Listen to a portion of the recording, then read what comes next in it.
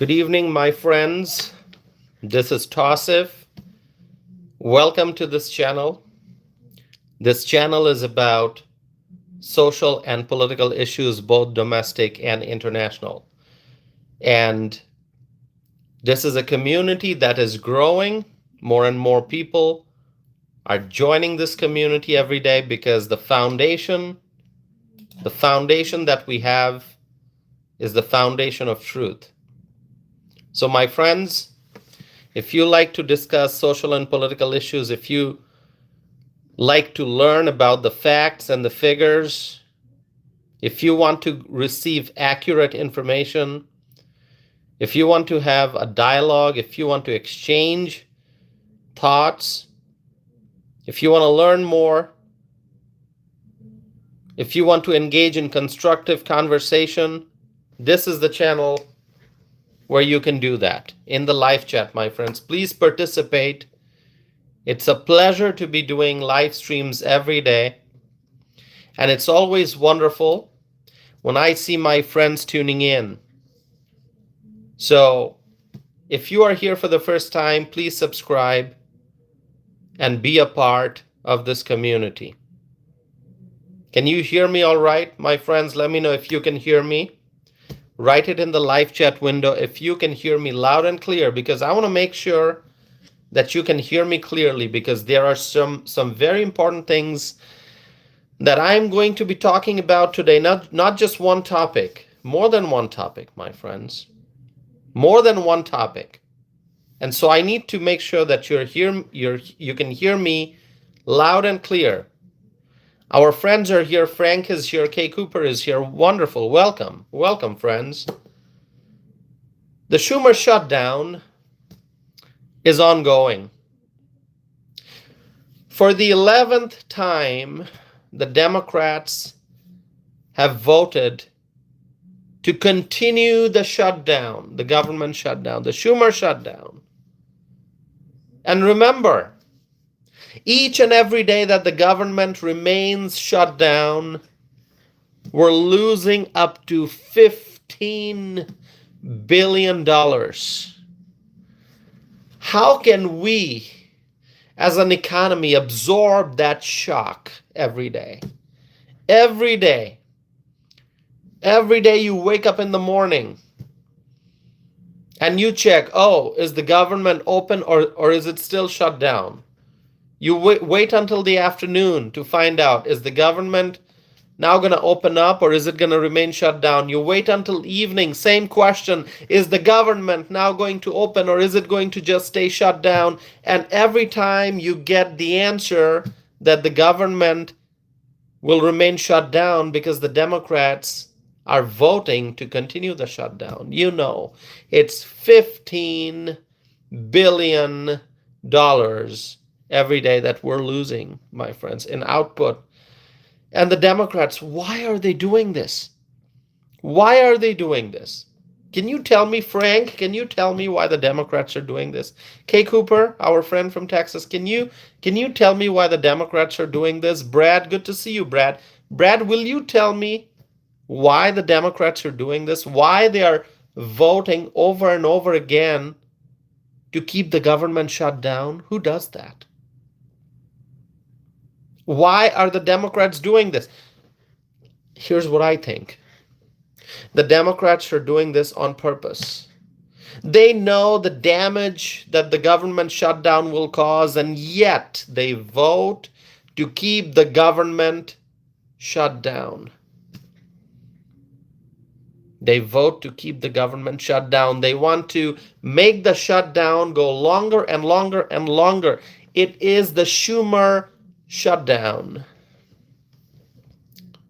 My friends, this is just a way for the Democrats to try to paralyze the Trump administration. That's what they're trying to do. By keeping the government shut down, the Democrats are trying to paralyze the Trump administration. But you know what? While the Democrats are trying to build roadblocks for the Trump administration, the administration is achieving one thing after another, victory after victory after victory for the American people. My friends, the Middle East peace deal. When was that signed? It was signed during a government shutdown. And the ongoing negotiation with Ukraine and Russia, very, very crucial negotiation that is ongoing. It's happening during the government shutdown. And then the foreign leaders after foreign leaders are visiting. They're coming to America. And you know what? Foreign leaders are visiting even during the shutdown. They're coming to see our great president, Donald J. Trump. And these visits are taking place during government shutdown. While the government is shut down, while the Schumer shutdown is ongoing, Donald Trump is making America safe again, making America strong again, making America healthy again, and making America great again, my friends. It's happening while the government is shut down. On one hand, you see Chuck Schumer, Hakeem Jeffries, and their left-wing, radical left allies trying to paralyze the Trump administration. And on the other hand, we see the Trump administration is winning, winning, winning for the American people. My friends,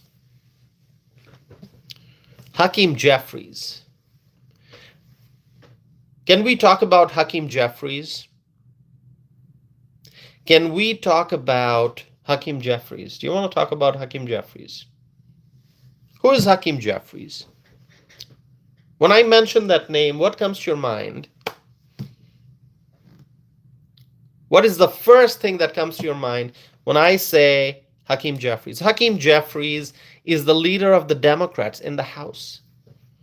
A man who perhaps wants to be the Speaker of the House one day. But you know what? We're not going to let the Democrats win the House. We're not going to let the Democrats win the majority. And if the Democrats don't win the majority, Hakeem Jeffries is not going to be the Speaker. My friends, Hakeem Jeffries said that Donald Trump should, and I quote, get off the golf course, end quote. Can you believe that? Hakeem Jeffries said that Donald Trump should get off the golf course. I have a question. And maybe one of you can answer that question. What world is Hakeem Jeffries living in? What world is Hakeem Jeffries living in? Does he not see that the Republicans are working hard? Does he not see that the Trump administration is working hard every single day? Does he not see that Donald J. Trump, our 45th president and our 47th president, is working hard every single day? And he says, Hakeem Jeffries, he says, Donald Trump should get off the golf course. My friends, President Donald J. Trump was in the Middle East. He visited Egypt, which is in North Africa. He signed the Middle East peace deal. It was happening during a shutdown. And I don't remember seeing Donald J. Trump on a golf course in the Middle East. Have you seen Donald J. Trump on a golf course in the Middle East? I'm talking about this recent trip when Donald J. Trump went to the Middle East, including North Africa. He went to North Africa. Did you see him on a golf course? Was he playing golf there? No, I didn't see him playing golf in the Middle East. I saw Donald Trump getting all the world leaders together, bringing them together to ensure that we have everlasting peace in the Middle East. I saw Donald J. Trump with the foreign leaders, with the leaders from Italy and the United Kingdom and Qatar and Turkey and Pakistan, Hungary, Italy. I saw Donald J. Trump with the world leaders, with the leader of Egypt. I saw him negotiating. I saw him bringing everyone together to ensure that there's everlasting peace in the Middle East. He was not playing golf.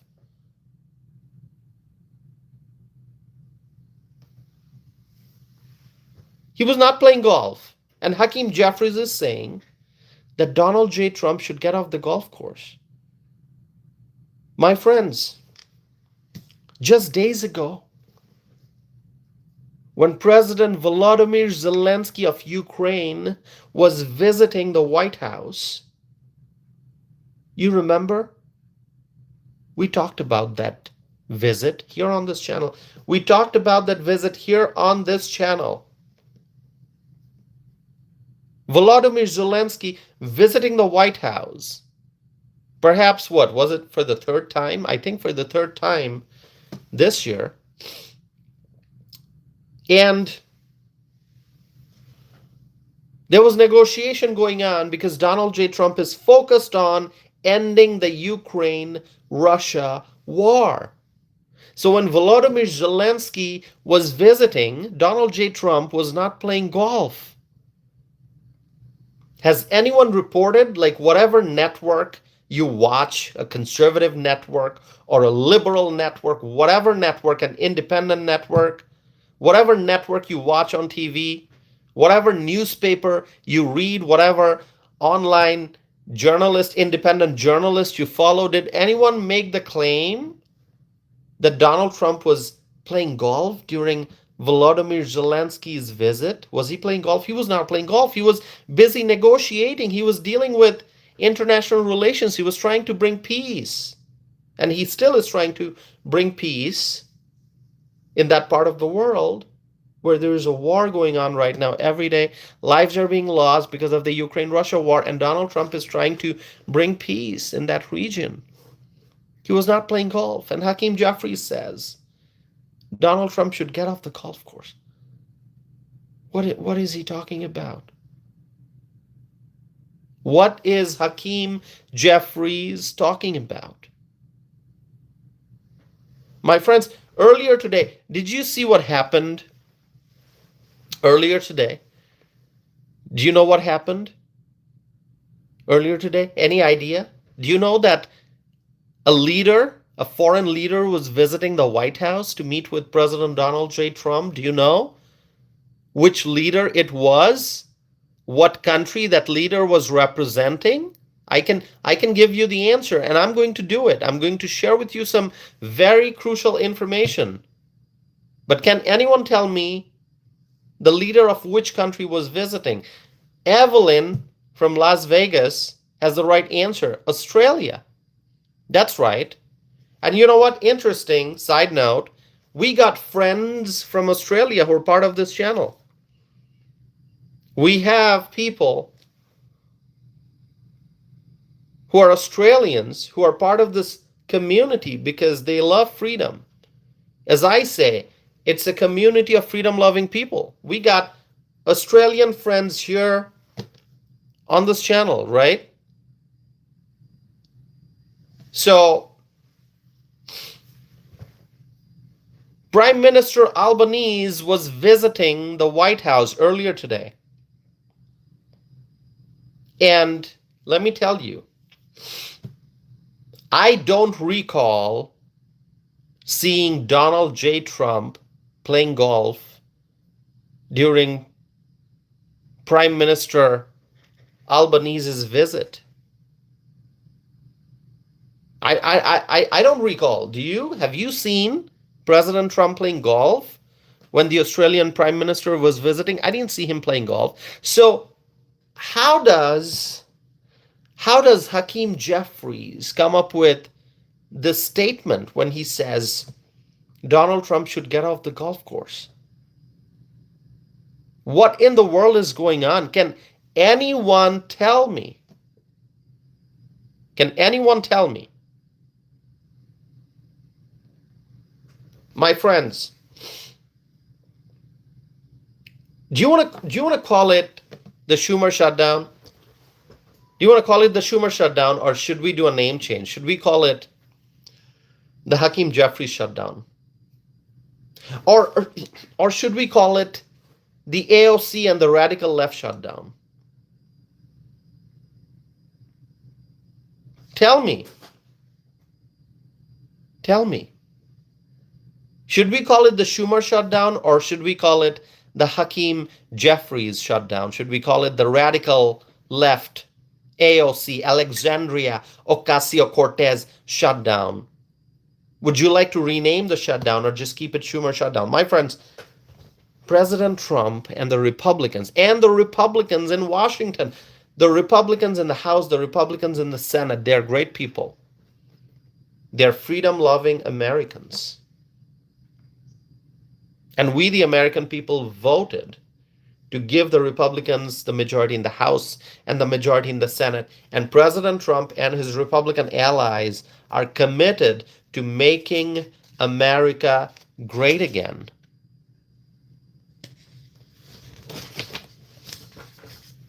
And the Republicans want the government to be open, to be up and running again, and working for the people. And I've said it so many times. We don't want big government. We want small and efficient government. We want limited government. But we want a government that does its jobs, that does its job. My friends, I have to share with you some things, and I want you to listen to me very carefully. And I want your input, okay? So I may be the only one speaking on screen, but I want to hear from you your thoughts. From my observation, I can conclude that the prices in the market are coming down. And I see it. When I go shopping, when I buy my groceries, I see it. Prices are coming down. Have you noticed that? Don't you see it when you go to the market? Prices are coming down. And it's tough to bring the prices down because you know what? Bidenflation was really bad. Joe Biden's inflation, the inflation that Joe Biden and the Democrats created, they basically did it on purpose. They injected so many dollars into the economy that inflation went up, prices went up. My friends, you have to understand that energy is the lifeblood of our economy. If we have access to affordable energy, if we do drill baby drill, if we focus on fossil fuels, if we have affordable energy, then everything else will be affordable too. Because we need energy in production for anything and everything. You need energy in manufacturing. You need energy in the service sector. So if you have access to affordable energy, the prices of other things will come down. But you know what? What Biden did? Biden wanted to destroy the fossil fuel industry. And do you remember how high the gas prices went? How the grocery prices went high? And now the prices are coming down. You go to the market, you look at the price tags, and you will see, if you are honest with yourself,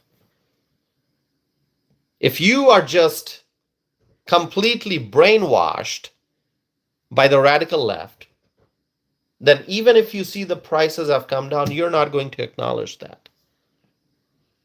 If you have been brainwashed by the radical left, you will refuse to state the obvious fact that prices are coming down. But if you are honest with yourself, if you believe in the truth, if you reject falsehood, if you reject lies, and you only focus on the truth and nothing but the truth, then you must admit that prices are coming down. I'll give you one example. I can go list by list by list by list. I can give you a long list. But I'll give you one example. I was buying a 24 pack of bottled water. A 24 pack of bottled water. During the Biden administration, the price of that exact same 24 pack was more than $7. More than $7. It was likely, if I remember correctly, it was more than $7.5. And today, I went to the same store. I was looking at the same 24 pack of bottled water, same company, same seal, same logo. You know what the price was? Can you make a guess? During Biden administration, it was more than $7 for 24 packs of that exact same water in that exact same store. Today, it was $4.99. $4.99. Can you hear me? Can you hear what I'm saying? $4.99. So the price came down from more than $7. It was $7+ and now it's down to $4.99. Exact same brand 24 packs. Not 30 bottled waters, not 30 bottles of water, not 36 bottles, 24 bottles. Exact same brand. $4.99. That is real. That is real. And other things too. Other things also. So, my friends, I've always said, let's not lose hope. You must always be hopeful. You must always be optimistic. Even when the Biden administration was causing devastation, widespread devastation in our economy, I was holding on to hope. I was dreaming of a better day. I was thinking about the time when prices would come down, and the time has arrived. If Kamala would have been in the White House now, things would have been worse. That $7+ 24 pack bottled water, that wouldn't be 7+. It would be probably $10+. It would probably be $10. It would go from $7-ish up to $9, $10 if Kamala would have been in the White House right now. But because the Republicans are in charge and Donald Trump is in the White House, the price has come down to $4.99. And that's just one item. My friends, gas price. What am I going to say about gas price? Even those who are going to say, oh no, the prices didn't come down. Groceries are expensive, more expensive than ever before. If you're going to be spreading those lies, at least there's one thing that you can do. You can't say that price of gas has gone up since Trump came to office. No, you can't say that. Because the truth is, gas price is going down. It's going down. It's going to go down further. This is not everything. It's going to go down even more. No one said that the work is done. No one said that, oh, we've lowered gas prices and that's it, folks. Just be happy with what you got. No one said that. The price of gasoline is going to further decrease because MAGA has not stopped, because making America great again is an ongoing effort. First, we make America great again, and then we keep America great. Once we have ensured that we are greater than ever before and that we are the greatest in the world. My friends, prices are going down, great things are happening. And at a time like this, we want the government to be open. We want the government to be functioning. And the Democrats, you know what they're doing? They're keeping the government shut down intentionally. They are doing this on purpose. My friends, I want to hear from you. Share with me your thoughts.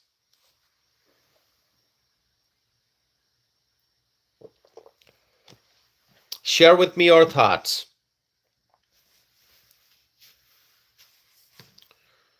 My friends, just today, earlier today, what a great visit it was. The Australian Prime Minister was at the White House. And you know what I've always said? You know what I've always said about Australia? Who remembers what I've always said about Australia? Can you tell me? For those who have been watching my channel for months and months and months, for more than a year, you know what I've always said about Australia. I've always said Australia is our ally. Australia is a very strong ally that we have. I've always said that. Australia is a top ally, and we love Australia. And you know what we want? We want to strengthen our relationship with Australia. And guess what? President Trump is doing just that. The visit by Prime Minister Albanese highlights this amazing friendship that we have with Australia. And many important matters were discussed during the visit. We have a wonderful partnership with Australia, and the United States is strengthening our defense partnership with Australia.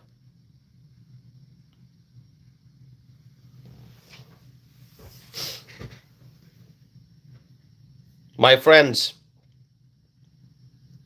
Kay Cooper says, peacemaker Trump. Absolutely, Kay. Absolutely.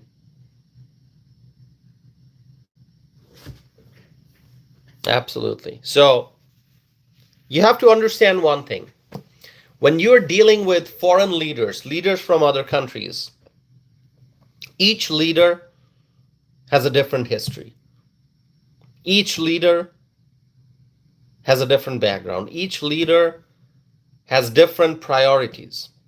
Each leader would have a different personality. So it's not easy. When you're dealing with foreign leaders, you're going to be dealing with a wide range of personalities. Some personalities that you're going to connect with comfortably, some personalities that you're not going to connect with comfortably, but you're still going to have to make things work. So it's a very interesting it's very interesting diplomacy. And so I know whenever I mention the name of a foreign leader, the folks here will have different reactions.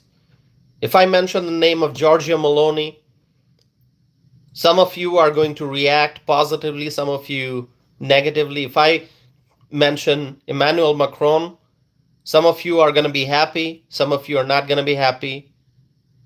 If I mention Keir Starmer, some of you are going to be happy, some of you are not going to be happy. So no matter which foreign leader I talk about, I will get different reactions from the people.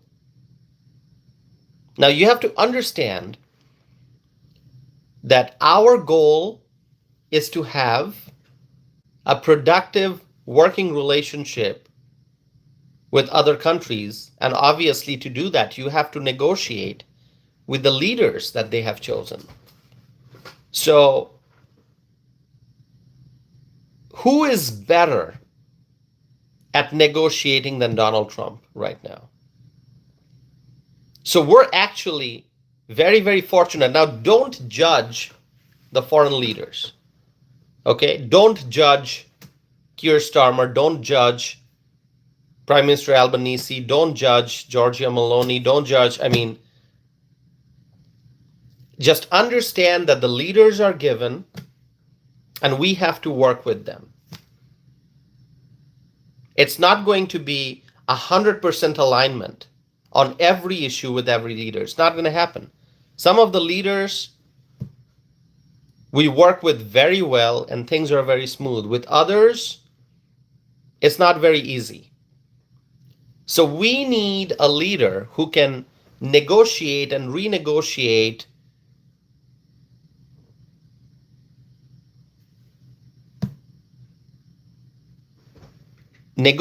and renegotiate. Hold on, I got to see this comment. Who can negotiate and renegotiate in a proper way, making sure that we are putting America first, always. Whenever we're looking at international relations, whenever we are having dialogue with leaders of foreign countries, whenever we're talking about trade and defense and tariffs and so on and so forth, one thing we must keep in mind is it's always going to be, for us, it's going to be America first. So it's always important. Hey, Edwin is here. Edwin, good to see you. So it's always important to have a leader who knows negotiation, who knows when to be tough and when to be not so tough, when to speed things up and when to slow things down,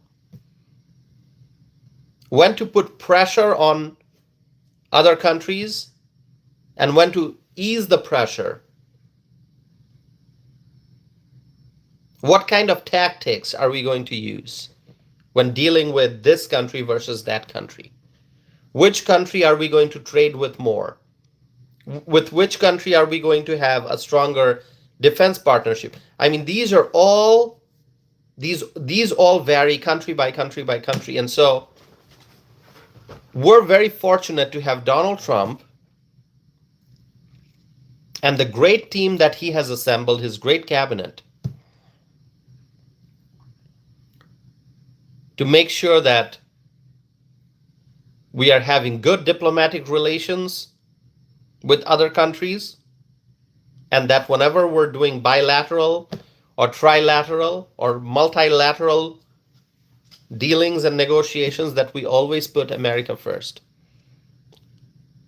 So I know every time I discuss a different country, people have judgments. If I talk about the US-Canada relationship, if I mention Mark Carney's name, the folks here, you're going to have all kinds of reactions.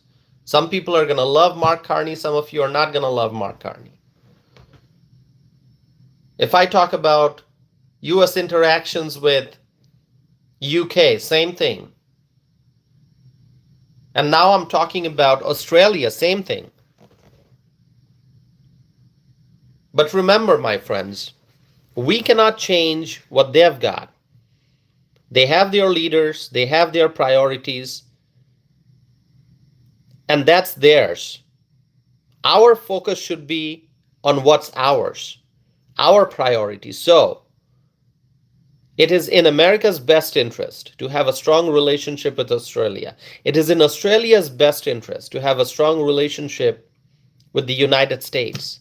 So there's mutual interest, mutual understanding, shared priorities.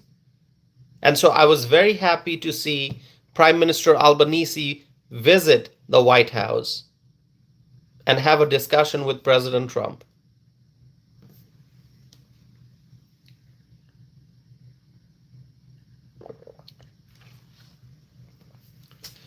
The United States is strengthening defense partnership with Australia.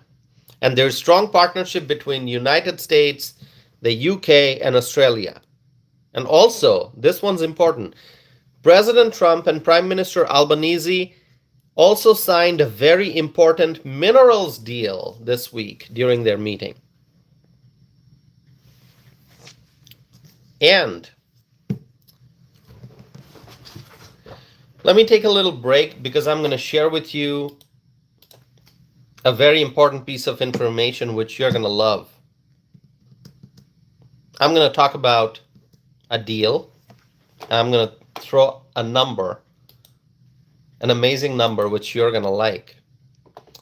But first, my friends, make sure that you're subscribing, okay? If you have not subscribed yet, please subscribe. That way you can stay in touch. Let's see.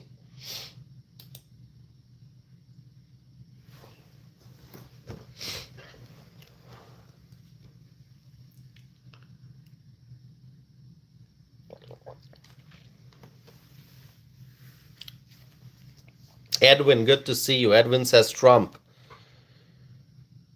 Thanks for being here, Edwin.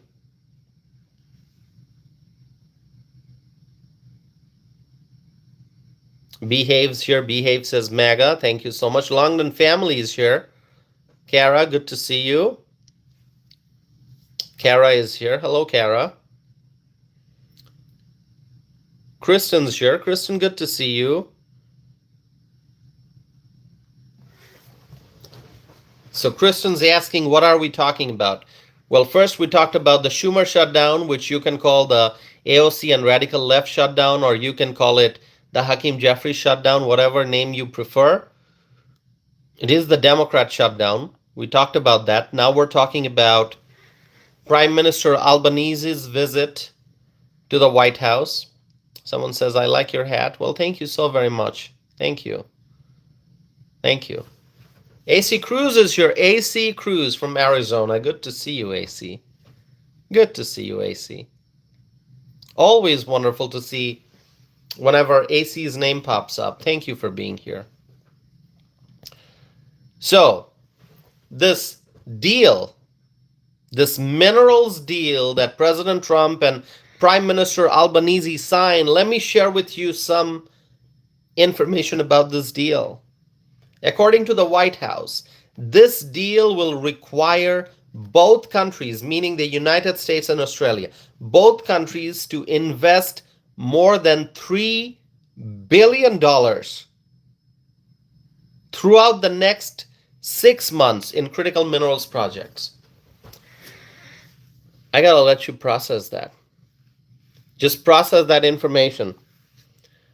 This deal requires both countries, the United States and Australia, to invest more than $3 billion throughout the next 6 months in critical mineral projects. This is a great deal. And if you want to read more, okay, there's a big document. I'm not going to be able to read everything from there. There is a statement on the White House website.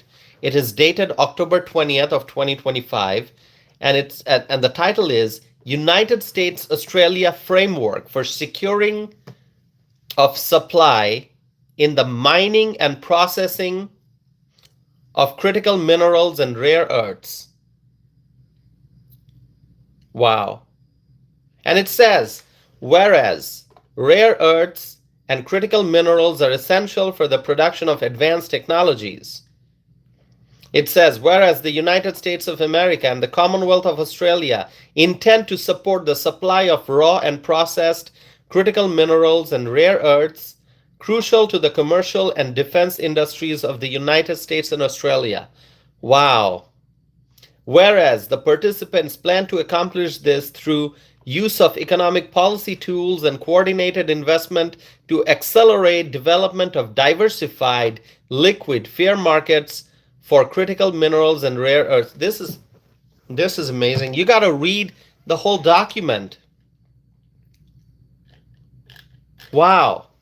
It's a framework for securing of supply in the mining and processing of critical minerals and rare earths. My friends, this is major. If you're not paying attention, you should. You should.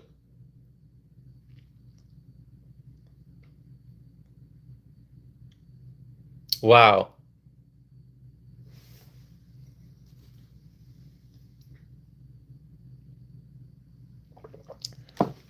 MAGA, absolutely. So Australia is a strong trading partner. Let me just give you some more information. I was looking at the information from the Office of the United States Trade Representative, and it says U.S. goods and services trade with Australia totaled an estimated $89.6 billion in 2024. $89.6 billion in 2024. It's actually going to be a lot more, I think, when you're going to look at 2025 numbers. It's probably going to be a lot more.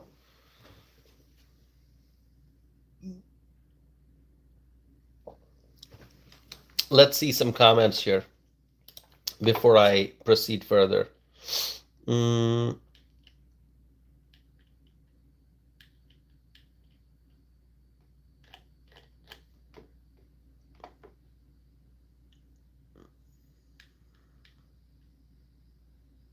Paul says, much love, MAGA Patriots. Thank you, Paul. Thank you so very much, Paul. Good to see you. Thanks for being here, Paul.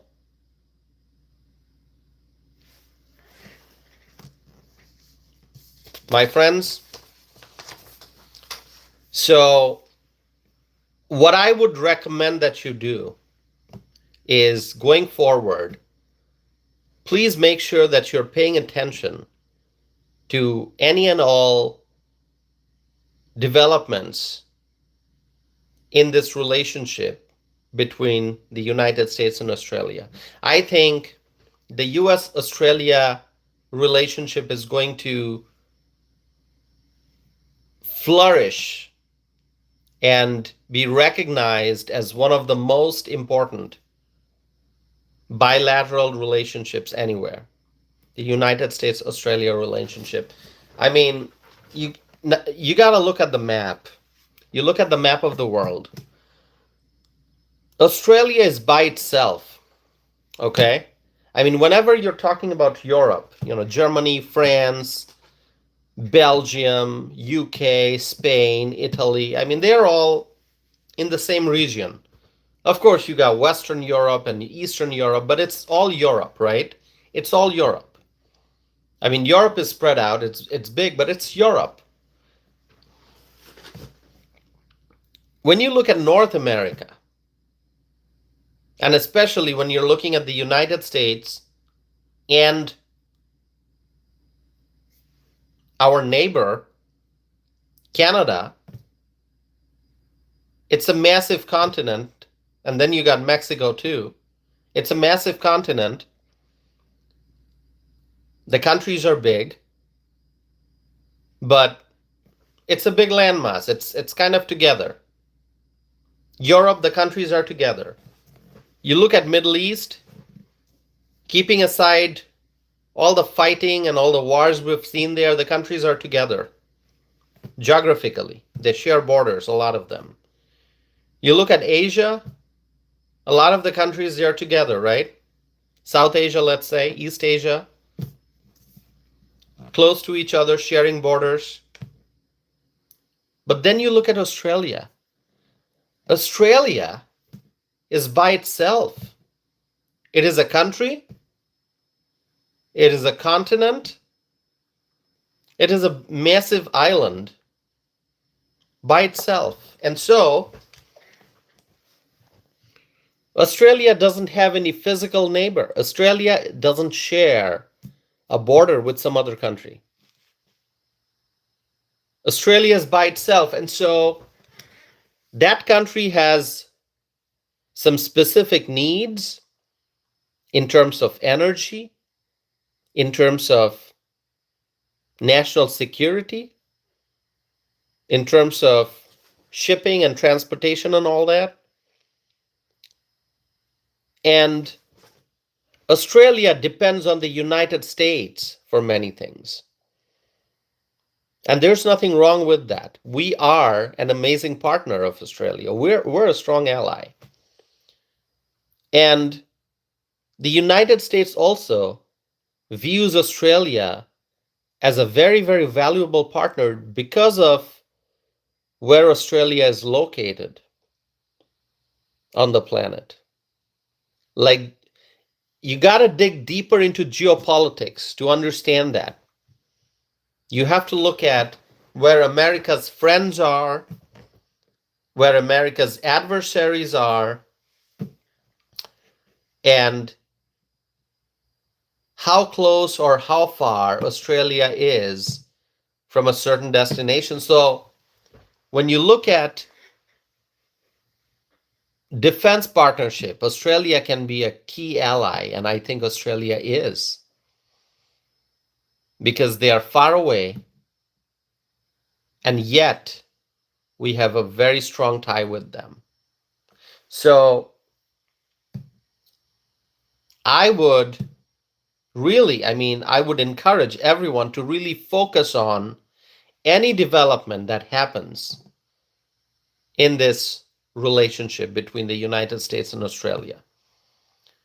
Prime Minister Albanese visited.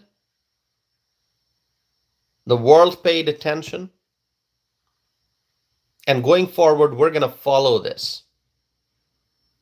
We're going to learn more about this. Okay?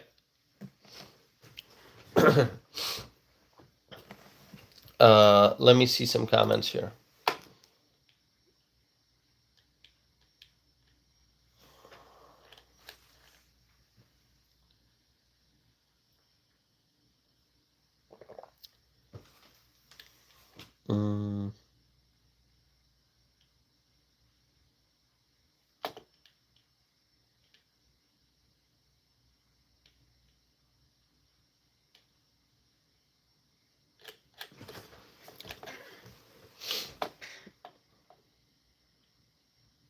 Okay, I'm just looking at the live chat here. A lot of friends, but a lot of not so nice individuals also writing harsh things. By the way, make sure you subscribe. Okay. So the final topic I want to discuss today is a good news. Are you ready for a good news? Okay, someone says take off the hat. What? I did take off the hat. Now what? You want to see my hair?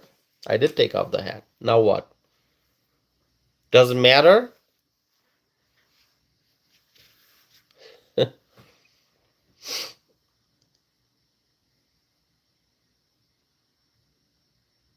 All right.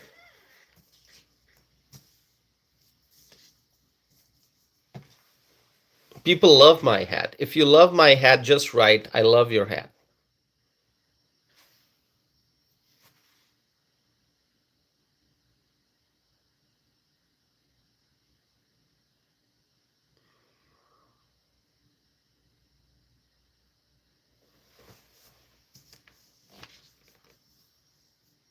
Okay, I'm reading the comments. Let me share with you some good news. And the MAGA supporters are going to love this.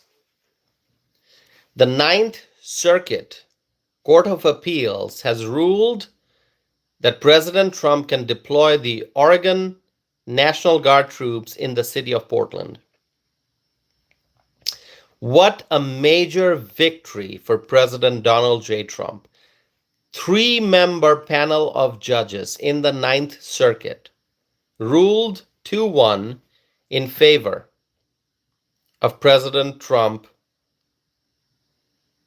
having the authority to deploy the Oregon National Guard troops in the city of Portland. So 2 voted in favor and 1 against. Earlier, a federal judge in Oregon had temporarily blocked President Trump's attempt to deploy National Guard troops in Portland. And now, the Ninth Circuit Court of Appeals has ruled in President Trump's favor. So that is a great news. And my friends, I was just reading a report that stated that the Trump administration is on pace to shatter historic records by deporting 600,000 illegals by the end of President Trump's first year in office of this term. Okay? This is great. So we can expect to see the Trump administration deporting 600,000 illegal immigrants just in President Trump's first year in office of this second term. And reportedly more than 2 million illegal aliens have left the United States. Okay? And that includes 1.6 million who voluntarily self-deported. So 1.6 million voluntarily self-deported, and then 515,000 deportations. And then also 485,000 illegal aliens have been arrested by the Department of Homeland Security since President Trump took office back in January. So great things are happening. This is what we voted for. We want to see more deportations. We want to see more arrests of illegal criminal aliens. And that's exactly what's happening. So you want to thank ICE? Please thank ICE. Say thank you, Immigration and Customs Enforcement, also known as ICE. All right.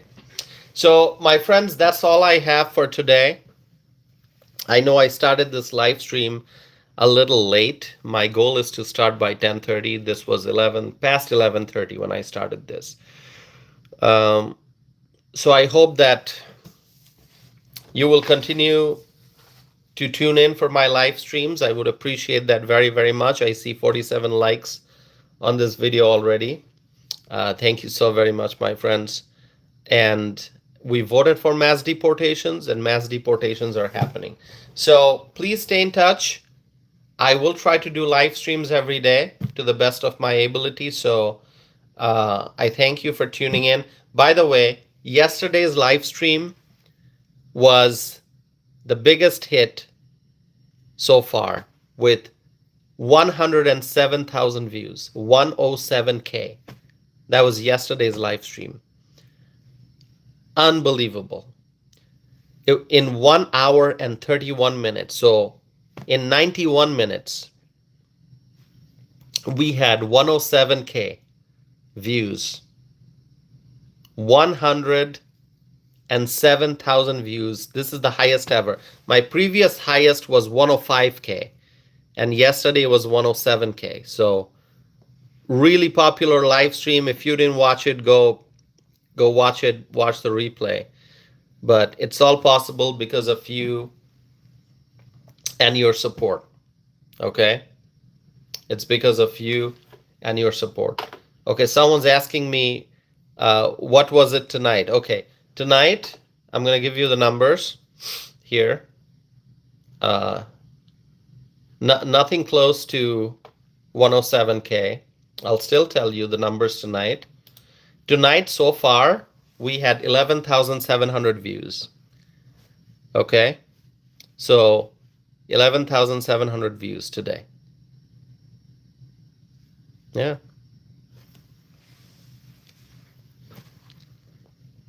But it's less than an hour.